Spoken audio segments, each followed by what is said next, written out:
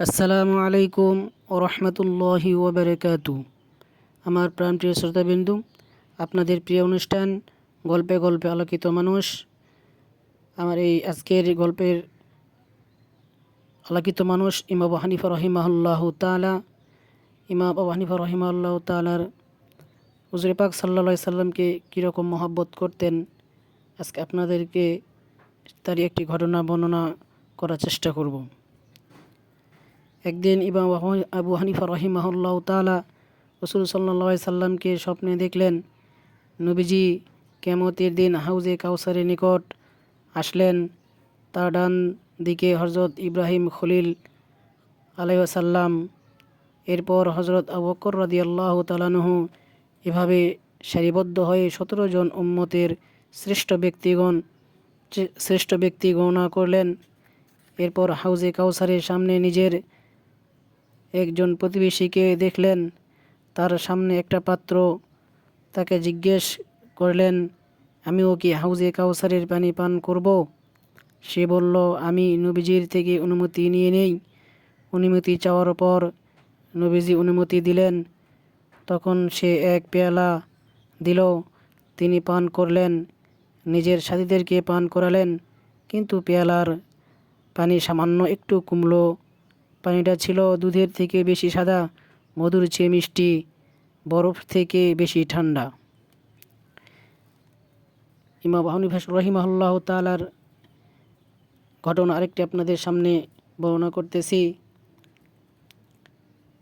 আজহার বিন কাস রহিমাহুল্লাহ বলেন, আমি হুজুর সাল্লাল্লাহু আলাইহি সাল্লামকে স্বপ্নে দেখলাম। তার পিছনে হযরত আবু বকর ও ওমর রাদিয়াল্লাহু তাআলাকে দেখলাম। আমি তাদেরকে বললাম, আমি কি নবীজিকে কিছু জিজ্ঞেস করতে পারবো?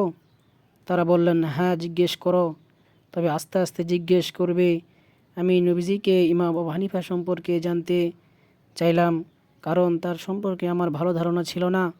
নবীজি বললেন, আবু হানিফার ইলমের উৎস হলো হযরত খাজির আলাইহিস সালাম।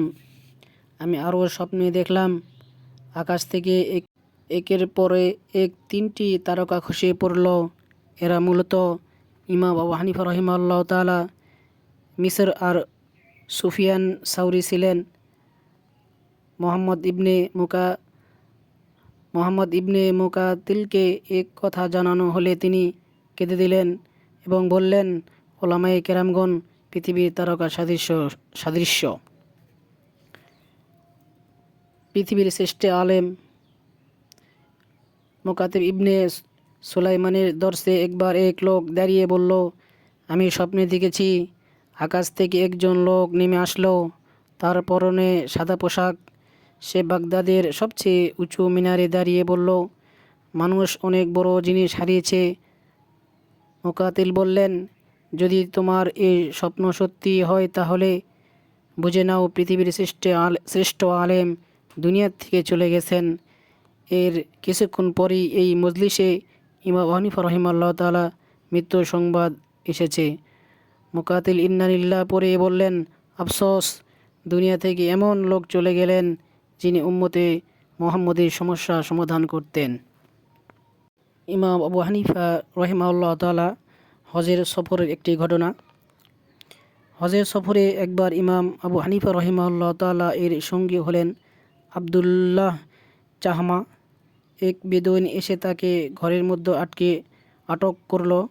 তাকে ধরে ইমাম আবু হানিফা রহিমাহুল্লাহ এর সামনে নিয়ে আসলো।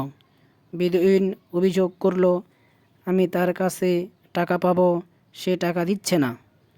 ইমাম আবু হানিফা রহিমাহুল্লাহ তাআলা জিজ্ঞেস করলেন, কত দেরহাম পাবে? সে বলল, 40 দেরহাম। তিনি বললেন, হায় হায়, দুনিয়া থেকে কি লজ্জা উঠে গেছে?